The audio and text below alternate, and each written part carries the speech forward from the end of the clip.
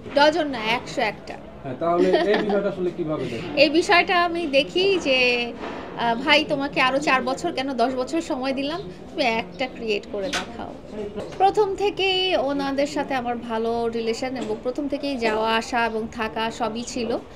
১ম থেকেই এবং ওনার পরিবার থেকে সম্মতি এবং সাপোর্ট পাওয়ার পর থেকে কিন্তু আমাদের সম্পর্কটা শুরু হয়েছে। পারিবারিক সাপোর্ট ছাড়া সম্পর্কটা কিন্তু শুরু হতো না। পারিবারিক আগ্রহটাও ছিল। উনি আমাকে লায়লা বলেই ডাকতেন। আর ওনার সাথে আমার খুব ভালো সম্পর্কই ছিল কিন্তু মামুন এবার ব্যাক করতে চায়, সেক্ষেত্রে কি আপনি? ও ব্যাক করতে চাবেও না আর আসবেও না।